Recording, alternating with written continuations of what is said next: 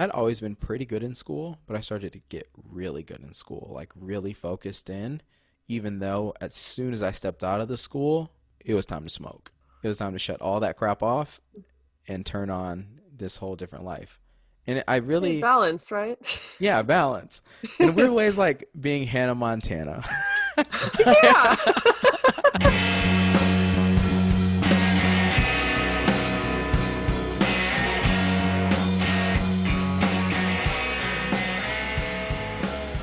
Hi, friends, and welcome back to another episode of Pickles and Vodka, the unfiltered mental health podcast, where we talk about the things that we don't want to talk about in real life because they're just too damn depressing.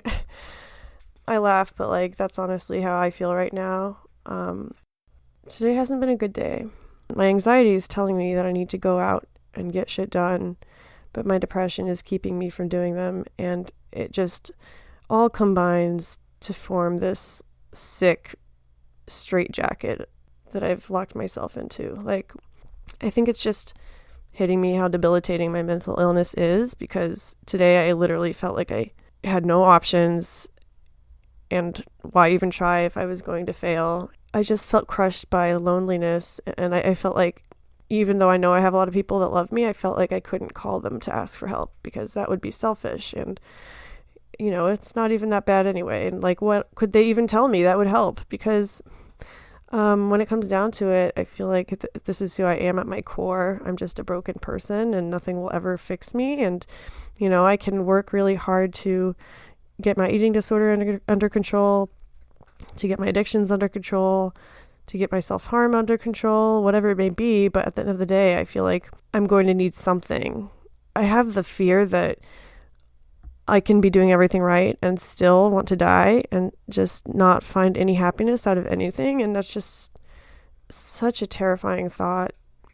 Even this podcast, it gets really hard for me to do when I'm feeling this way, even though the nature of it is to talk about these uncomfortable feelings. I was supposed to have an interview with a guest earlier today, and I had to cancel because my depression was just too much. I couldn't get the words out. I could barely get off my couch, or not, let alone talk to someone about their mental health. It's just, I can't. I think that's the thing. I know I can't do things because of my depression, but whenever I tell other people I can't do them, I feel like I need an excuse. Quote unquote, just being depressed isn't enough. I feel like I need a legitimate excuse. And that invalidating myself just doesn't help things. I know I'm always telling other people to ask for help, but it's really fucking hard when it's me. Even now, I feel silly for saying this on the podcast. I feel like I've never been this helpless before. I've never been this unmotivated before. I don't know. I feel like everything's going pretty well for me right now, but I'm more stuck than ever, and without any of my old coping mechanisms to fall back on. I'm feeling all these very powerful, very scary emotions, and I'm trying to sit with them and recognize that they will pass, but it's really hard when it feels like I can't breathe because of them. I feel like if I don't do something about them, they will actually kill me. So I just took some anxiety meds, feeling a little bit more calm now, but the last few hours have been really rough. I went outside to go on a walk because that usually helps me, but once I got out there, I was just so self-conscious of my bare legs because it's hot out, so I was wearing shorts, and I felt like everyone was staring at me, and I felt like no matter how far I walked, it wouldn't make a difference because I would just have to come back here eventually. And I really don't like feeling like this. I feel out of control. I feel weak. I think it's hitting me that I am disabled. This is an illness that I have. This depression, this anxiety, this eating disorder, these addictions. It's all part of my mental illness. And people with illnesses are allowed to ask for help. They're allowed to sit back and let someone else do the work every once in a while, but I just have such a hard time allowing myself that quote unquote luxury. one of my friends yesterday brought up the point that I've only been out of treatment for a week, and already the weight of all my responsibilities is just crashing down on me, and I'm giving myself such a hard time for feeling this way, for feeling stuck, for not doing things. But I have to remind myself that just a week ago I was surrounded by peers and counselors 10 hours a day, and before that it was 24 hours a day. And so of course I'm doing this alone for the first time in 2 months, and it's just really fucking hard. It's going to be a long time before I'm okay again. And in the meantime, the prospect of doing normal things like getting a job and taking care of myself and having relationships, like, it just seems so impossible. But I'm trying to remind myself that this is growth, even just talking about this on here, just acknowledging that I'm sick and that I need help. Like, I don't know if I would have felt that in the same way 2 months ago. I know this is kind of heavy, and I am really excited about today's episode, but before I would jump into that, I just wanted to take a moment to be honest about what I'm feeling, because even on this podcast, I'm not as honest as I could be, and I owe that to you guys and to myself, because I know I'm not the only one that feels this way, especially with the events over the last year. Everyone's struggling, and I think a little self-compassion is due for all of us. With that said, I'm going to jump into this interview. I hope you guys have a great day, and thanks as always for listening and just being along for the ride.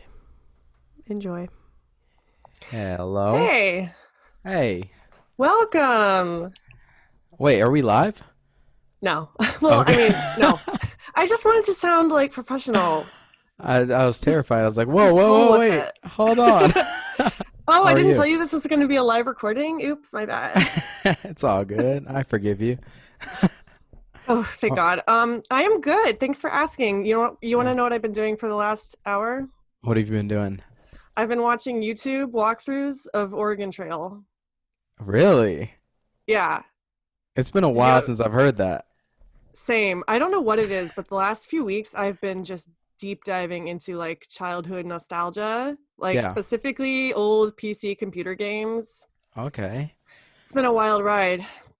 I I mean, wait, believe it. well, how old are you? 24. Okay, so you might be a little too young for this. I'm 4 years older than you, but do you remember when they were giving out computer games in cereal boxes? Yes, I You do. do? Yeah, I remember getting one and not having a computer. What? Yeah. Oh no. Well, I mean, that's a great segue, I know, into what we're going to talk about. Um, well, okay, I'm getting a little bit ahead of myself. Would you like to introduce yourself to the listeners? Wait, are we on now? I'm I'm recording so this. Do you not know how this works? No, I didn't.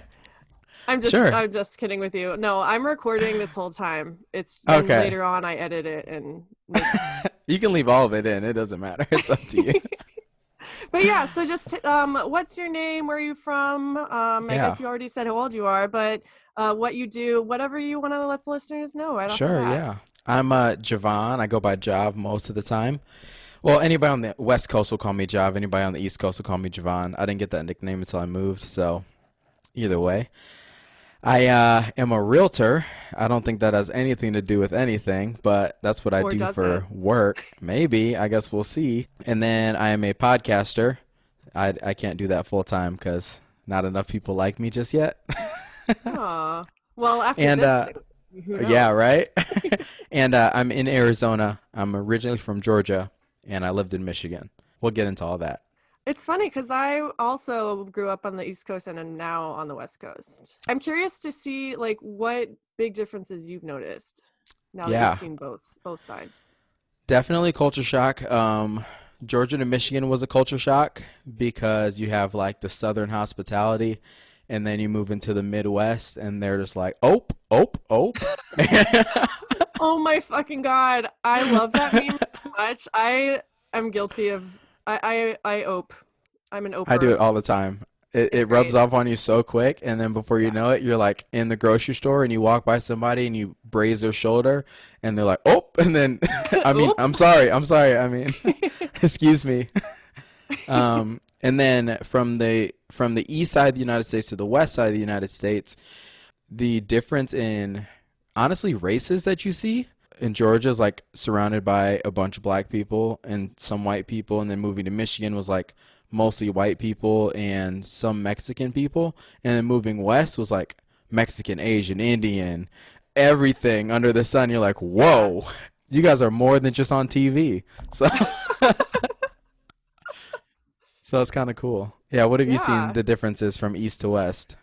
Well, I also lived in Texas and Oklahoma for a little bit Texas. as Yeah. well. So, racial differences for sure. Although being in the military world, I had seen a lot of races like growing up that was kind of normalized for me. And then, Yeah. but yeah, like on the East Coast, it was definitely pretty whitewashed. And out here, it's interesting. A lot of Asians out here in Seattle. We have a really vibrant international district. I don't. Have you been to Seattle? I have not. It's on my bucket list. Is Oregon the one without sales tax, or is that Washington? I don't fucking know. How much is a McChicken? Is a McChicken $1 or $1.06? I don't go to McDonald's. Well, neither do I, but that's the best way to like gauge if you have sales tax or not. Whoa, now I kind of want to do some research for you. I feel underprepared. You're good. Wow, where are we? Okay, so you're now in Arizona. How long Yes. have you been there? I got here in August of 2015. Okay, so it's been So a hot minute. almost 6 years now. Yeah. And It's been what's your something. verdict? You think you'll stay there for a while? You know, I go back and forth. Half of me is like, I'm going to be in Arizona forever. This is perfect. And then the other half of me goes through summer and it's like, nah, I think I'm going to move. So I think it Yeah, just depends. I never know where I'm going to end up. So I just kind of end up places and think I'm going to stay there and then I don't. So yeah. Where's your family from originally? Georgia and Michigan and Illinois. Oh wow, So that's okay. like the main hubs of my fam, Atlanta, Kankakee, Illinois, and then all throughout Michigan and Ohio. Are you close to your family or? Not really. I'm super close to my little sister. That's like my best friend, and then my stepdad, super close with him, on and off with mom. And the rest of the family's kind of like on a need to know basis. And my grandma's like numero uno. That's my homie. She hates pictures. She hates like if she knows she's being recorded, she like shuts down, like pulls her wig over her face. Oh my God. She hates it. Um, I guess diving right into the mental health topic. Yeah, You said you have kind of a tumultuous family history with mental health. Do you kind of want to talk about that? sure. Yeah. Like, how was it growing up? Yeah, so we grew up pretty poor. It's not something that I knew what it was when I was going through it. I just kind of thought it was the normal life for Yeah, everybody. I guess that's the easiest way to say it. We moved a lot and I didn't know what it was for. I kind of just thought we liked to move, and I think that that's what carried on into my adulthood where I just want to move all the time. That's why I say I don't know where I'm going to be, is because sometimes I just feel like I want to up and move, and that's because we did that a lot. And it wasn't until I got older that I knew we were getting evicted from places. Mom has a bad rep somewhere. Like, we don't really know why we're moving from place to place, but we were. Granted, it's not like we moved every 3 months, but it was like a few years here, a few years there, from Georgia to Michigan to Ohio, back to Georgia, that's a back lot to of change. Michigan. Like, Yeah, when some so people tell me they've lived someplace their whole lives, it just blows my mind. it does. Like, It's like, what whoa, would that be like? you've never That's a been lot of around? changes for a kid to go through. It is. So we never really anchored down anywhere. So whenever somebody asks where I'm from, I'm like Michigan, or I'm like, well, Georgia, technically. Like, I don't really know where to say. And there are like places that I've lived that I don't even remember living, Yeah. but apparently we lived there. So yeah, tons of moving. The thing with mental health and growing up the way that I did is that not we're not educated on it.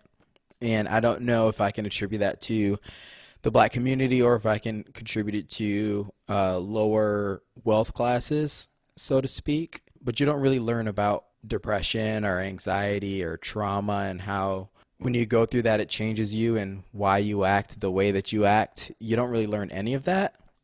So I didn't really understand counseling or therapy, medicine, any of that. It was just the idea of this is who I am. If you don't like it, then you can kind of get over it. Yeah. So yeah, there's a lot of trauma there that I didn't deal with. In fact, there's probably a lot of it that I still haven't dealt with. But yeah. Well, first of all, like, that's a mood. I feel like everyone's dealing with stuff their whole lives until we Hmm. die. Like, that's just life, right? It sounds like you're starting to educate yourself more on it now, and you're. Definitely. Tons of therapy. Well, that's good. I'm glad. Are you currently in therapy? Yeah, so I'm doing remote therapy through BetterHelp. Started it during COVID, and I was like, I don't want to go meet with some stranger in person yet. Yeah, I feel like BetterHelp has just been thriving during this time. Oh, for sure. And I only heard about it through podcasts being sponsored Yeah. by it. And then finally I was like, you get 1 month, I think it was half off or 1 month free or something. And I was like, let's do it. Nice. And so just kind of been rolling with that. And I just noticed I'm being super vague, so let's jump straight into this, huh? Yes. Yeah, so I think most of the trauma that I've gone through has been due to death in family. It seems that every year or so since 2012 has had a significant death in it. And I think that that is what's going to play a role in a lot of it. And then the other half of it is going to be the behavior from my mom growing up. So there are two sides of it. So as I've already said, I have a stepdad. Yeah. My stepdad's not the typical stepdad where you're old enough to know the difference. I think he married my mom about 9 months after I was born. Oh, wow. So So he's kind of he's my your dad. real dad. He's your dad, Yeah. yeah. The only time I even think of calling him stepdad is when somebody sees a picture of us because he's white and they're like, I'm like, yeah, that's my dad. And then they go, what? So like all my life when he like took me anywhere, people are like, did you kidnap that little black kid? Or like, is he Oh my adopted? God. So, and me, I didn't know the difference, right? So Yeah. me and all my siblings were different shades, different colors, and all that. And there are eight of us. I was gonna ask, how many siblings do you have? Eight. I think there are eight of us. You have one more than And I do. I nice. am the oldest of seven. I am the second youngest. So we'll start with my mom. So my mom does not admit that she has a problem with Okay. addiction, but she did and always has, at least since I can remember. She would disappear into God knows where. So there'd be days, weeks that she wasn't around, and my stepdad and my dad was there taking care of us. And my oldest sister has autism, had Mhm. autism, low functioning, nonverbal. So she would have seizures a lot. And so there would always have to be somebody there with her. She could never be home alone. And I know that my family used that as an excuse as to why we never went on family trips or spring breaks or anything like that because somebody had to be there with her. So my mom would be gone in and out of the house, out for a week, a few weeks, never really knew where she was. Then she'd come back, and it would always be as if nothing had ever happened. So she would just come in, hey, everybody, like fall asleep on the couch, like everything was normal. And I didn't realize how much that behavior would come to affect me until much, much, much later. And it wasn't until I was older that I started to realize that this was affecting me in a negative way because my mom and dad hated each other. And it was kind of a brainwash in my family to get everybody else to hate him too. This is your birth dad? No, my Or stepdad. biological dad. Sorry. Oh, okay, your stepdad. I'm Yeah, sorry. so I don't know my biological dad, so whenever Okay. I say dad, I'll never speak of him as dad because I don't know who he is at Okay, all. cool. Yeah, I never met him or anything like that. So for all intents and purposes, when I say dad, it's gonna be my stepdad. Cool. So they hated each other, and there was kind of this rivalry between my mom's kids and my dad's kids. And I know them both as mom and dad, but everybody else knows their dad and everybody else knows their mom. So I only know my mom and my stepdad. So I'm in this weird spot where my dad is taking care of me most of my life, but my mom is also my biological mother. And so there's this rivalry between my dad's kids and my mom's kids, and I'm literally right in the middle. Me and my little sister are, Fuck. because we both see our dad as dad and we both see our mom as mom, and they're the two that hate each other, and we all live in the same house. There's this moment that I remember where my dad just couldn't take it anymore and he was going to leave, and he was driving around the neighborhood trying to find me, telling me bye. And so it was going to be my little sister would go with him because that's his biological daughter, and my stepsister would also go with him, and I would be staying in Georgia with two sisters and brother. I knew that I couldn't leave with him because my biological mother was still here. Yeah. I just thought that that's where I would have to stay. And he was leaving. He was going to drive to Michigan. And I remember him telling me, I'm leaving. It's not because of you. He was very affirmative in it. Like, it's not your fault. I just have to go. And I remember saying, you can't leave me because you're my dad. If you leave me, then who's my dad? Who's going to take care of me? Who's going to be home? And I think that's when I realized that my mom was always gone. Because before, if mom was gone, dad was there. So if dad leaves, then what's going to happen here? And there were times like, go ahead. What was that like to realize that? I think that was like my, oh crap, like, whoa, there's an actual divide in this family. And I don't think I realized that divide. I was used to the yelling and screaming, the holes in the walls.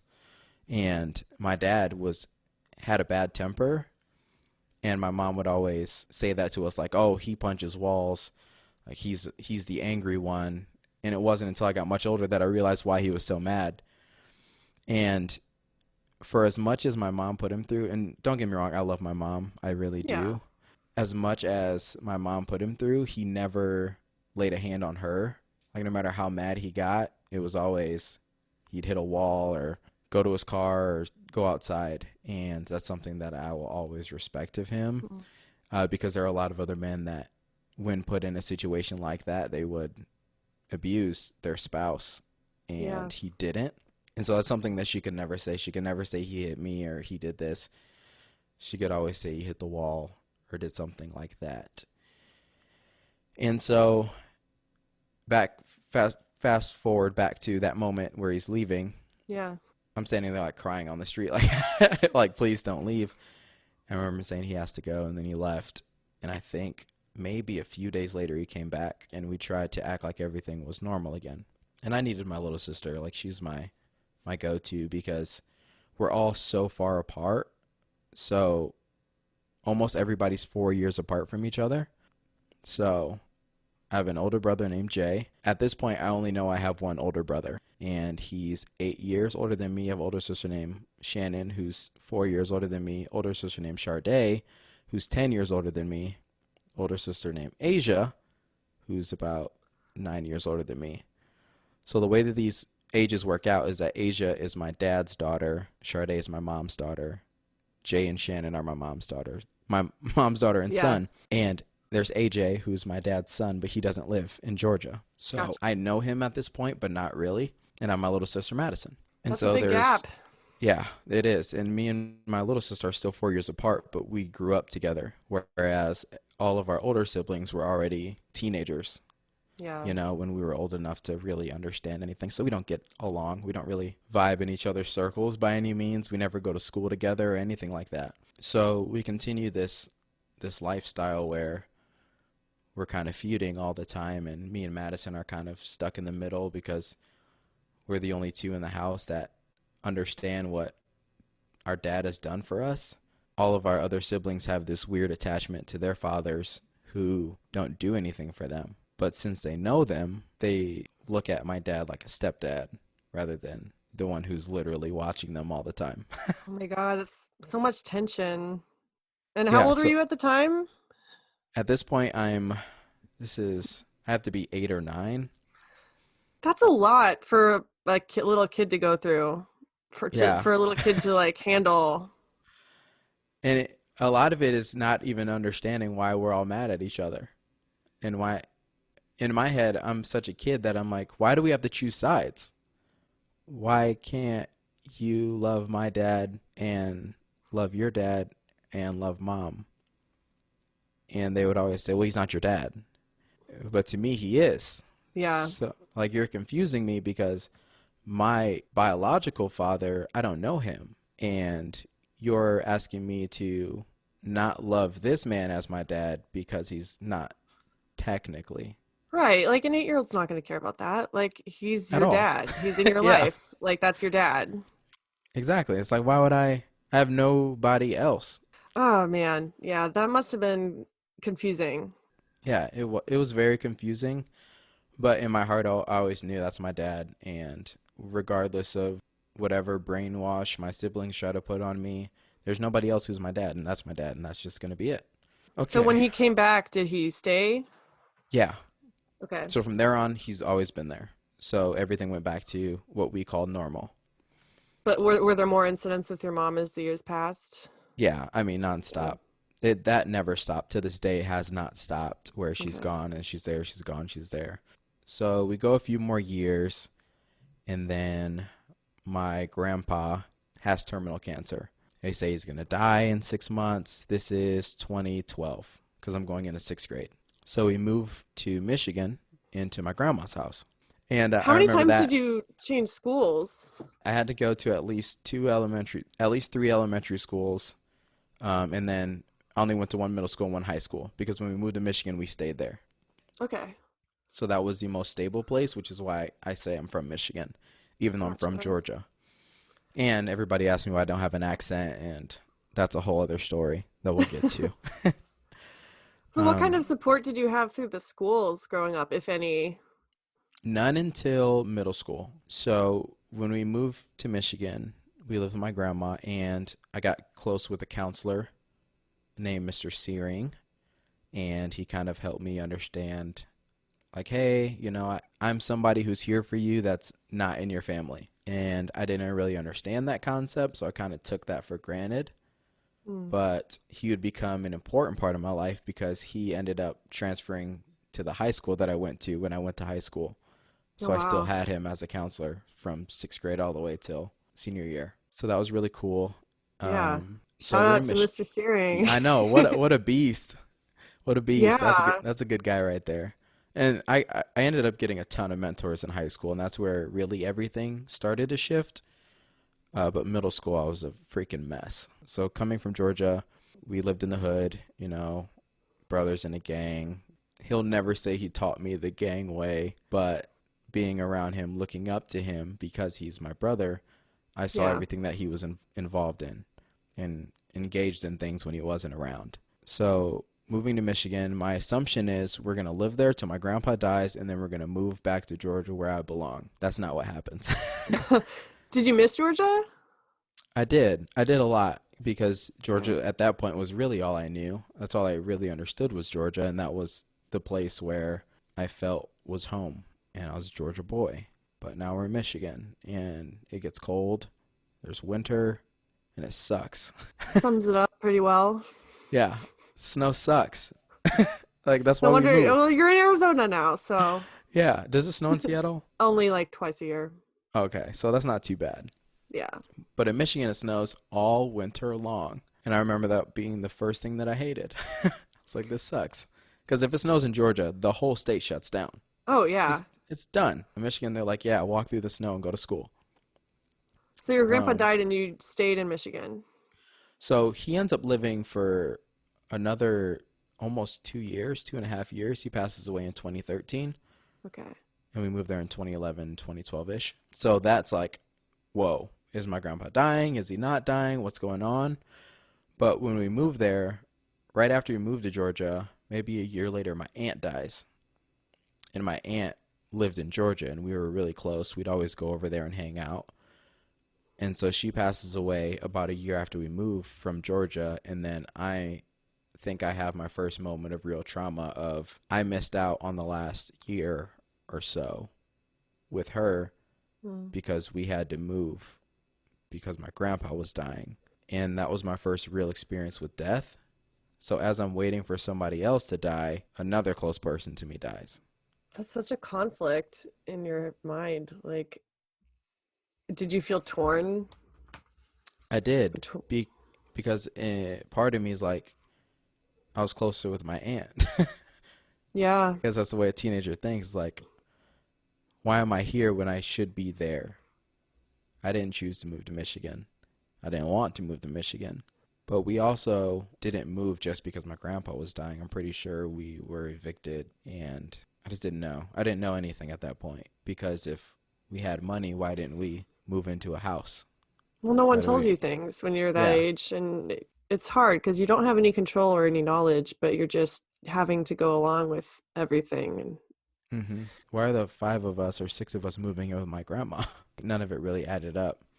And where I knew something was off was when, so 2012, my aunt dies. I don't go to her funeral.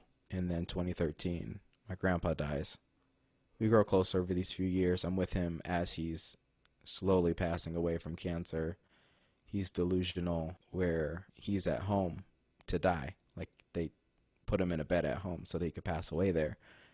And he's delusional. He's telling me stories about when he was a kid as if I was there. He doesn't know who I am. Well, he knows who I am. He calls me by my name, but he thinks that I was there when he was a kid, which statistically is impossible because he's my grandpa. Like, he's telling me about the 40s. Did you just kind of like go along with that? Yeah, because I'm a teenager now, so I'm like, I'll go with it. Yeah. I get you. And all this time I'd been using music as an escape. And I started writing music, creating music, making music. And it wasn't till much later that I realized music wasn't really helping, even though it got my mind off of stuff. It didn't help me deal with trauma, but I thought that it did because I didn't know what trauma was. I was like, music makes me feel better. So as long as I feel better, everything's okay. Oh, naive kids. Yeah. So he passes away in 2013. And I think this is the same year my mom decides to go into the Army. What? She's like 40, and she decides to go into the Army. Wait, I'm confused. Like, what? You should be. Sorry, that doesn't make any sense. It doesn't. She just decides she's going to go to the Army. Was she still using at that point? I think so. Aren't they very strict about... Like, I tried to join the Air Force in high school, and they wouldn't let me because I was on antidepressants. She must have stopped at some point. I don't know. The Army's a lot different. But. Yeah, but I don't know what she was doing. It could have just been alcohol. Okay. I say just been, but alcohol it's not just thing. Alcohol. Right. Yeah. The society doesn't see it as such off all the time. Exactly. But we could do a whole podcast on that too. But. Seriously.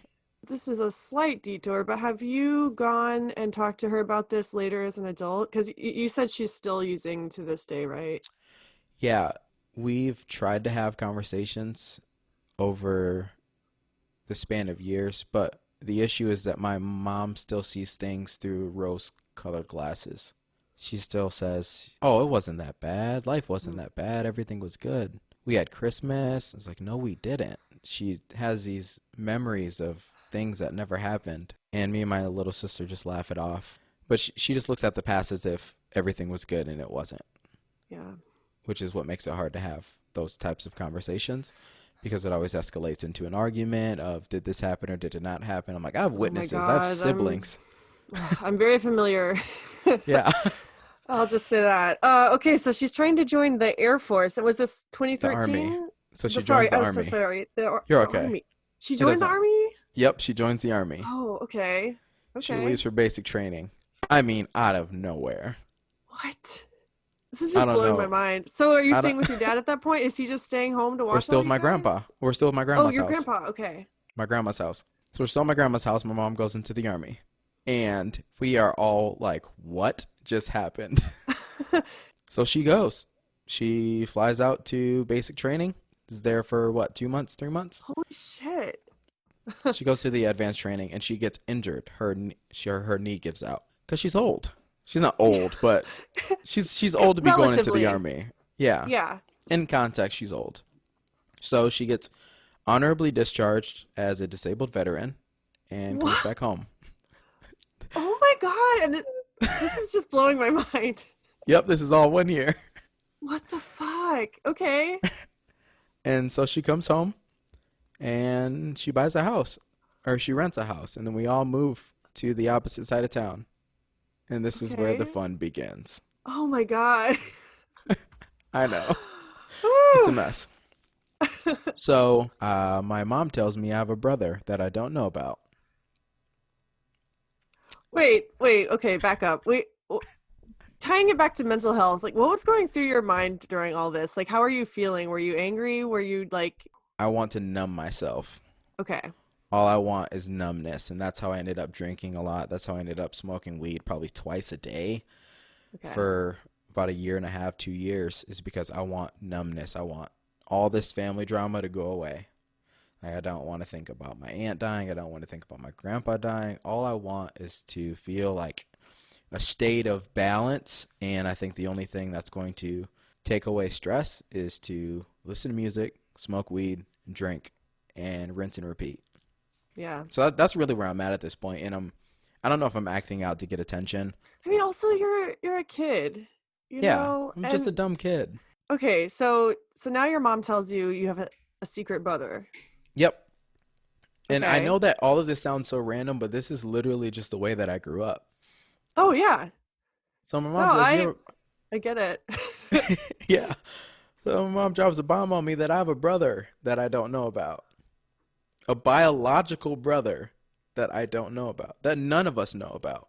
So apparently, when he was born, my mom didn't think that she could take care of another kid. So this was a year after my brother was born. My other brother was born. So this new brother is a year younger than my other brother. Okay, where does he fall in the birth order? So he is M the Middle-ish, third. older? He's two siblings above me. Okay. So So so my mom, relatively close in age. yeah, he's Relatively. well, he's 7 years older than me. Okay. So I'm like, what? I have a what? I have another older brother. She's like, yep, and it's just silent. Like we're Uh, in legitimate shock because my mom has now had one, two, three more kids since giving him away for adoption. what's going through your head at that point? I didn't even think about the fact that she had more kids after. I was just confused as to how I have a singular sibling that I don't know. Yeah. Like how have we not been told about this mysterious child ever? And in my head, I'm like, you're 14 years too late.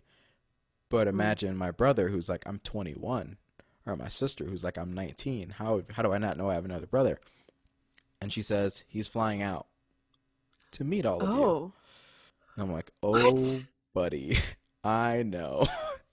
What the heck is going on? Oh my goodness. So he flies out and he walks into the house and he is immediately recognizable as my brother.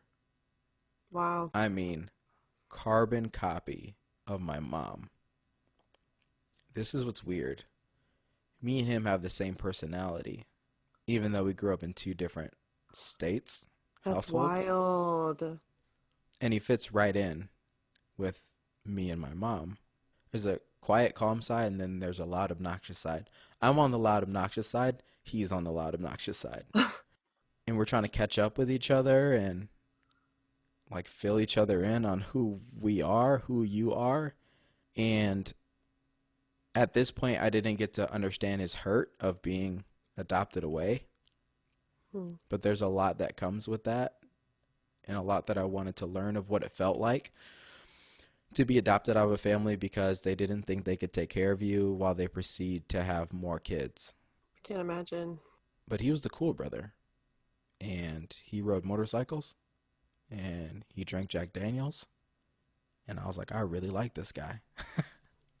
He's a cool guy. And so, yeah, we have this brother that dropped on us, and then he flies back to Georgia. And we communicate through MySpace and Facebook, and we see each other every so often. And at this point, I am now going into high school.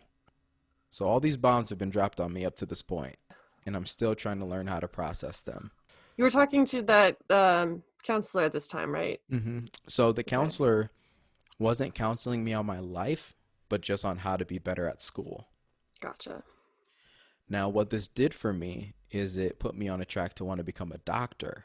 So I started to get really good grades. I'd always been pretty good in school, but I started to get really good in school, like really focused in, even though as soon as I stepped out of the school, it was time to smoke.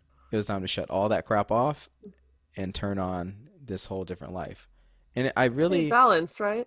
yeah, balance. In weird ways, like being Hannah Montana. Yeah. Yes. Like Perfect. one person in school, one person outside of school, and it didn't really make sense. I'm still trying to find myself and understand any of the stuff that's going on, and I really don't.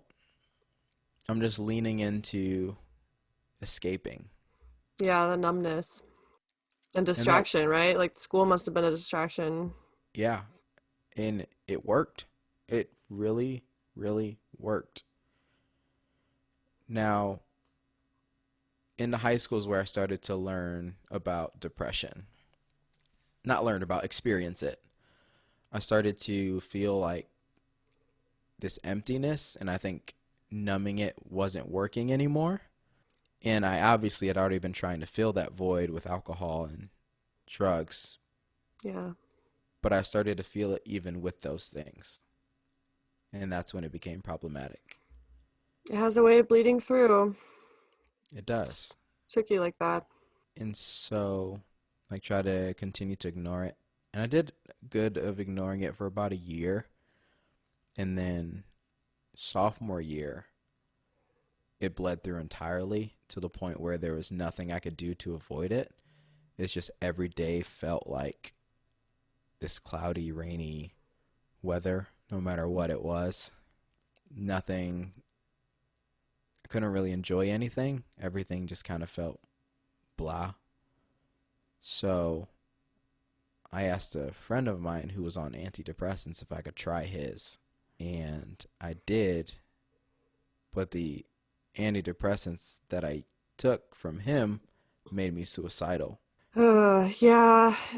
I feel like, well, yeah, obviously don't take your friend's drugs, but like those, Yeah, don't those, they take like months to work anyway, or it's a I very think tricky so. process. It depends on which one you're on, of course, but You also fuck. probably shouldn't drink with them and smoke with them either. Yeah. Yeah, and so the antidepressants made me feel suicidal because I was like hyping my body up with energy drinks, bringing it back down by smoking weed and drinking, and then also trying to balance it out with antidepressants. And my mind was like going insane. Yeah. That's no way to live. And so that year, I didn't know how to commit suicide in a way that I could make look like an accident. That was my Mm. big thing, is that I didn't want anybody to feel the blame or anybody to feel like they could have done something Yeah. to prevent it because I didn't know what I needed. Um, and so I kept trying to figure out a way to make it happen. I thought, okay, what if it overdose on pills? And so I tried that, but my friend walked into my house like within 3 minutes of me finding enough pills that I thought would work. And by my friend, I mean my brother. I don't know why I said my friend. My brother walked It's your in on friend. me. Yeah, he's cool, I guess. Yeah. Uh, he to this day doesn't know that he walked in and prevented my Oh suicide on shit. accident. Wow. Did anyone know? Had you talked to anyone about this? No, because none Okay. of us ever talked about mental health. None of us ever talked about how we felt. We just suck it up. Suck it Yeah. up, buttercup. Work hard, you'll have success. Success brings money, money brings happiness. That's the thought process. And so after that, it kind of gave me a wake up call. I don't want to die, but I also don't want to live. I have to find out a way to live in a way that I will be that I'll enjoy it. So, It's $1 million question right there. yeah, so I press into the helping people thing. I press into wanting to be a doctor. I start getting really good grades in school and start going to church and being the church boy. And underneath it, it's all a veil that's going to reveal something deeper. I just don't know it. I'm just trying to trudge on, trudge on, trudge on. So in 11th grade, I finally realized that part of what I'm going through is my environment and I need to get out. And so in 11th grade, I move in with a friend Mm. named Warren, and I live with him from the end of my junior year into my senior year. And there, it's all good. I mean, I feel great. I'm in a house with loving, supporting people. I still go visit my family. They literally live 2 blocks away. That's amazing that they took you in like that. Like, Yeah, it blew my mind. And I think it's because Warren was probably one of the first person I shared my life details with. mm, And I think he told his parents because his parents are the one that were like, hey, they took me on spring break with them because I'd never gone on a spring break trip. And they said, if you ever need to leave, our house is open. And the last day of spring break, I went home and we had driven back up from North Carolina. And I went into my house and I just immediately started grabbing my stuff. And I remember it was raining and I walked outside with my stuff right before the middle of the night. And my dad walked out and he said, where are you going? But he didn't say it in a way like, why are you leaving this late? mm. But like he knew that I was not coming back. And I was like, I'm moving out and moving into a friend's house. And he said, okay, I understand. Oh my God, I'm So I getting so left. emotional. Yeah, he's really like the Wow. greatest. And he understood and I left. Hmm. He didn't tell my mom where I went, even though he knew where I was going. And I finished out my senior year, did great. Got scholarships to go to all these schools and I was super excited. And a lot of the schools were in state. One was in Chicago. And I went through that summer and I was like, I got to get out of this state. You know, I could go to college for almost free here, but I would still be stuck in this environment. Yeah. And so I looked up a school in Arizona, Grand Canyon University, got enough money to get a plane ticket and moved. Went there and lived on campus and started my life as an adult. Wow. It's such a drastic change. Yeah, and adjusting was hard. Somehow worked it out. How are you doing through all this? Like, are you excited? Are you scared? Like, I'm super excited to be gone. I'm super scared on if this is going to work out. But I always thought if it doesn't work out, I can just move back, you yeah, know? that's true. What's the worst thing that can happen is I fail and I have to move back to Michigan. As much of trauma as Michigan and growing up was, the real trauma starts at this point. Okay. um, First year out, 2016, I had a mentor named Sarah Parker who always helped me with all my music stuff and gave me a studio to be at and, you know, just loved me, you know, made sure that I was good, always cared for me. She ends up passing away suddenly in 2016 out of nowhere. This Fuck. is maybe 9 months into me being in Arizona. And all I could think is, again, I'm in the wrong place when I should be somewhere else. Couldn't even fly back for the funeral because I felt selfish Hmm. for leaving, and I also couldn't afford to. And so I just stayed. And then I get a job and get an apartment, and I start making money to where I could fly home if I needed to. 2017, out of nowhere, my sister dies, the one with autism. Sade, she passes away completely randomly. And again, I'm in the wrong place. And I'm like, what am I doing wrong that I'm always in the wrong place at the wrong time? And 2018 comes. One of my really close friends, Ryan Smeagol, dies. And he had been battling cancer for a while. Fuck. And again, I'm in the wrong place at the wrong time. 2019, my brother, who was the brother I'd met a few years ago, we had Hmm. grown very close at this point. suddenly gets into a motorcycle accident and dies. Fuck. And at this point, and this is all within this past year and a half, that I've been like, I don't know. I don't know. And my brother dying is what got me to go to therapy Mm. and go, it's time to confront all of this. Because if I don't know what's going to happen. And so at this point, I'm working in a church and I'm so toxic to myself and I feel so toxic to everything around me and I don't know what I believe and I don't know that I even want to live. I don't know Yeah. anything. Understandable. And I'm like, I just have to go. I need to quit my job. I need to restart. I need to refresh my brain. I'm married now. I'm 2 years into marriage at this point, and I'm like, I don't know how to be a husband. I've never seen healthy relationships. I don't know. What if I have a kid? I don't know how to be a father. I mean, I'm probably would be a better father than I would be a husband because at least I've seen that happen. Um, and all this stuff is racing through my brain, and I'm like, I just want to leave. I'm just gonna leave. I'm gonna change my name. I'm gonna move. I don't know. Like I'm literally spiraling into like a crisis that I don't know how to get out of, and I'm just sitting there. I'm just sitting there in this spot from October when he passed until June. I'm just doing therapy, and nothing else matters. And part of it's good, but I'm definitely shutting out everything around me. I'm like, I'm not focused on anything but trying to figure out me because if I don't figure out me soon, it's going to be too late. And I'm sitting in this and I'm flashing back to my sister, my aunt, my grandpa, my mentor, Ryan, and I'm starting to question every friendship I've ever had, every relationship I've ever had, and trying to figure out where things went wrong and where I started and ended because I don't Mm. at a certain point I didn't know who I was.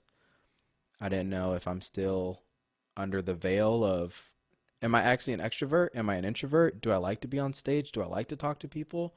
Do I like people at all? Yeah. Or am I doing all this to be a better person? And am I faking it till I make it or did I fake it long enough to become it? Like what am I? Who am It's a I? lot of heavy questions to ask yourself. Yeah. And so I guess there's no relief to this story because I'm still going through it.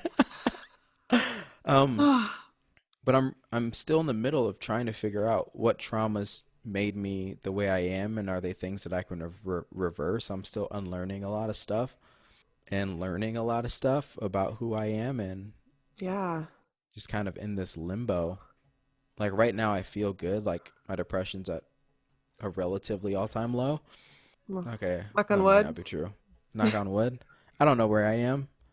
I'm definitely out of suicidal where I was Good. because my And brother's thing really did it for me. Like, ooh, yeah. Well, first of all, thank you so much for sharing. Like, of course. wow, I'm just blown away. And especially like I think it's so important to talk about this when you're not quote unquote better.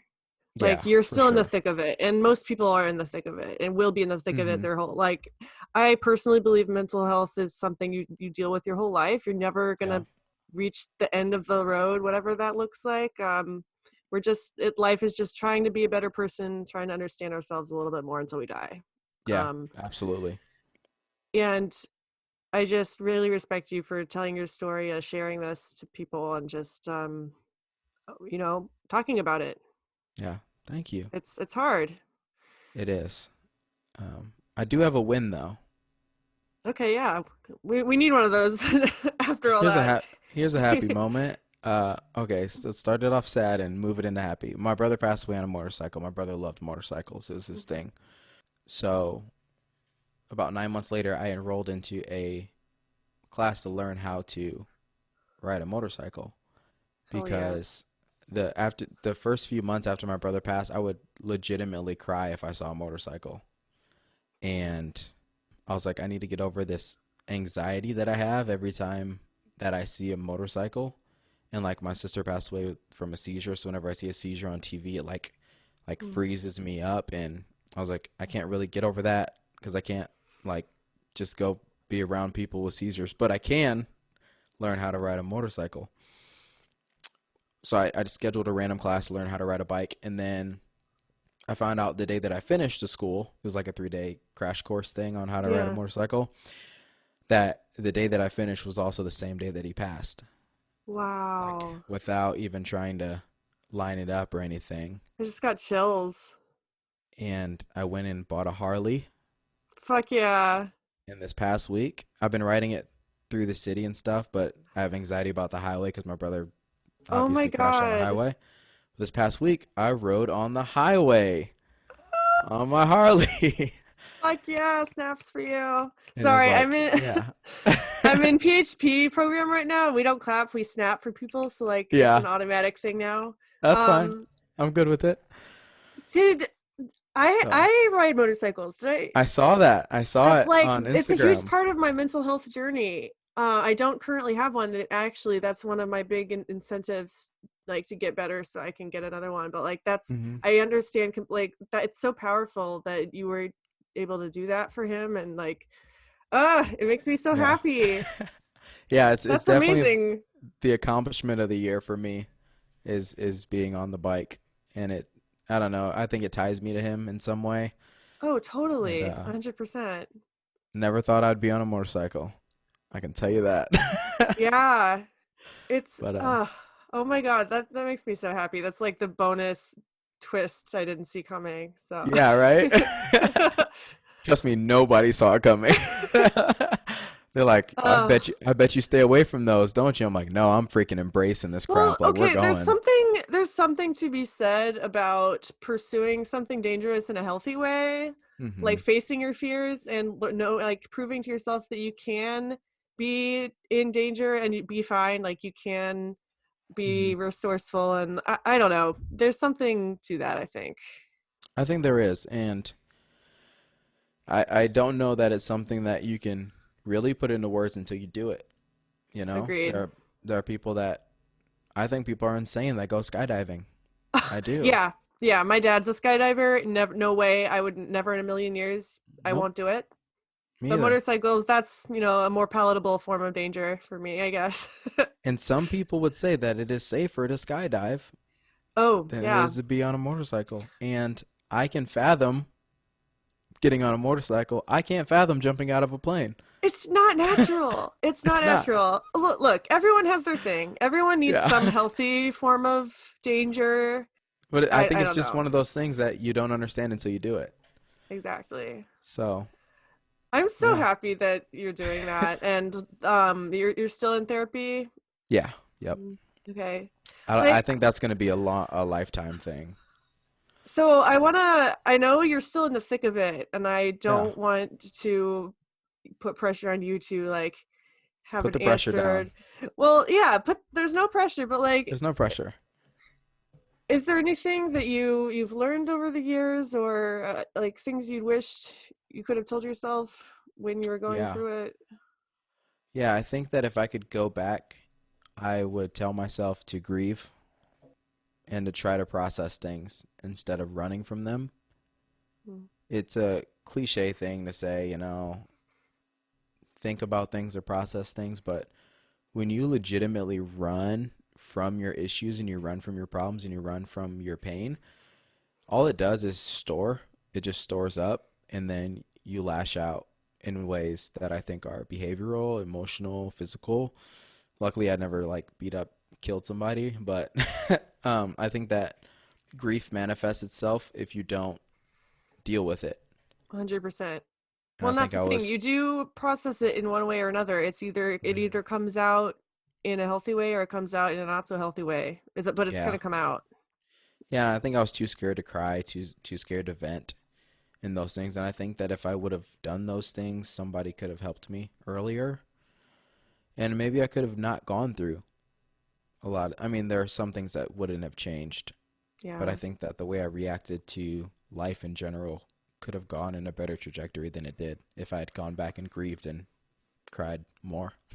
That's the past. You live and you learn, and Yeah. you're on an upward trajectory now, or at Yeah. least To the moon. yeah. I'm like Dogecoin to the moon.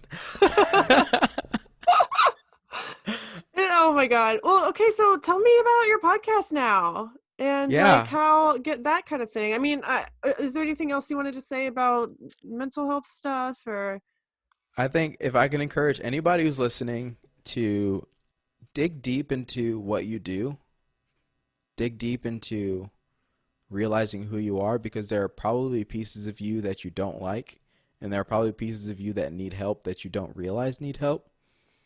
I think that casual things can turn into addictions pretty quickly, and you'll never know the difference until it's too late most of the time. And it's important to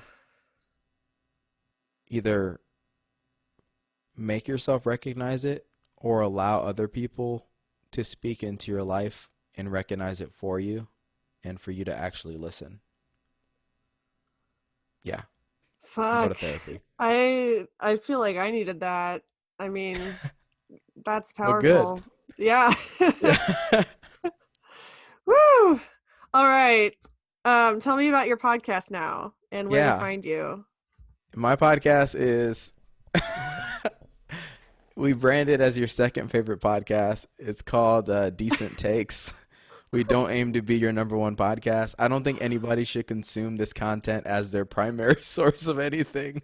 Okay. I feel like No, this is serious. I'm dead serious. okay. My podcast is specifically designed to be your second favorite. You should have a favorite podcast, and then mine should be right under it, and then every other show you listen to. This is why. It's a pick me up. It's random. It's all about everything that's going on in the world and a decent take on it. So our show's called Decent Takes.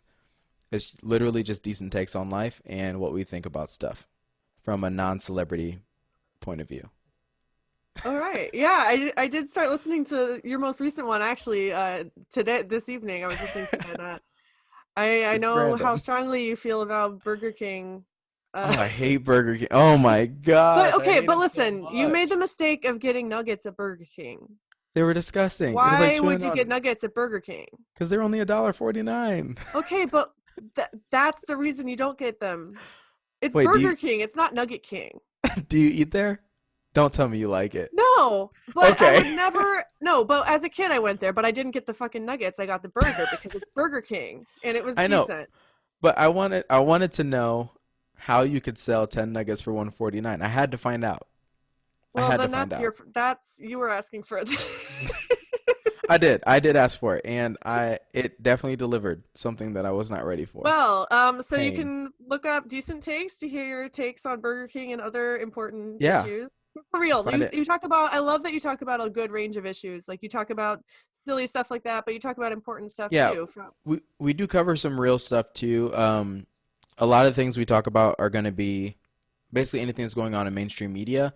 So like this week, we talked about the racism in the royal family. We talked about the reason why we even brought up Burger King is because they use sexism as a joke, and I had some very strong women in my life that I don't play that. So definitely have some conversations about that and equality. Yeah, fuck Burger King. No one go to Burger King. Yeah, exactly. If there's anything you gain from this, but yeah, done. Get out of here. So yeah, we do some deep dives on some real topics and stuff as nice. The episode progresses. Where can you find that? Anywhere you listen to podcasts, and then we started doing video 4 weeks ago on YouTube. Nice. So just look up Decent Takes. You'll find Decent it. Takes. And then Twitter's at Decent Takes Show, and then Instagram is just at Decent Takes. Awesome. And I'm banned from following people right now, so I can't follow anybody. Well, now I have to ask why. I follow too many people at once. Oh, okay. And Twitter banned us. But people can. Oh, okay. They can find us, but we can't follow people back until Twitter unbans us in 3 days. So right now, go follow Decent Takes on Twitter. That's an order. We will follow back at some point. Yes. Oh my God. Thank you so much. Of course, This has I been love this great. show. Oh, thank you. Can I just I brag on you love. real quick? Oh, fuck, I guess. This was the first show I've ever wanted to guest on. I found it on Reddit, and I was like, huh, Pickles and Vodka. And everybody I tell about it, because I've just been talking about this all week long since we talked on the phone, the intro call, Yeah. has been like, I feel like I've heard that before. I feel like I've heard that before. And I'm like, What? okay, then go listen to, like, literally everybody I tell about it said that they think that they've heard of this before. It's insane. Well, that's news to me. So, and I had listened to, the first episode I listened to wasn't a regular episode. It was the audio journal. I was like, whoa. I'm like walking through this in real time. And it was that was like, holy crap. I don't have to be out of this to speak on it. Every time I hear about mental health, it's always how I got out of it. Oh, I did this. Yeah. Oh, I did that. And I'm like, I don't need that. I needed to listen to somebody who's in it, and it helps me process. So I love your show. I love Oh, your thank you. That's vision of all the whole this. It's so point. cool. Like, people do need to talk about it in the middle of it. That's how you get out of it. But Yeah. thank you so. Like, I'm gonna cry. That means so much. And Yeah, I love this show. And yeah, thank you for contributing. This is amazing, and I really love what you had to say. And I've loved spending this Saturday night talking to you. Yeah, it's been great. I know. Talking about trauma and Burger A lot King. of trauma, sad stuff. Yeah. Well, you have a good night. I'll let you go now. Thank you. You And too. thank you so much. We'll chat again soon. Let me know if you want to jump on some decent takes. Oh, you know I will. I have a lot to Okay. say about fast food chains. Okay, we'll bring you on. We'll bring you on soon. All right, cool. All right, good night, All John. right, thank you.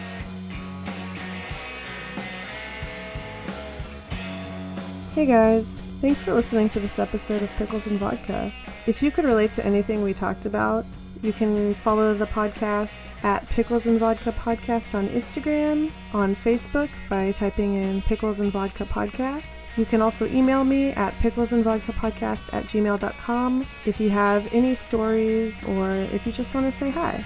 Thanks again for listening, and I hope you guys have a wonderful week. Stay safe.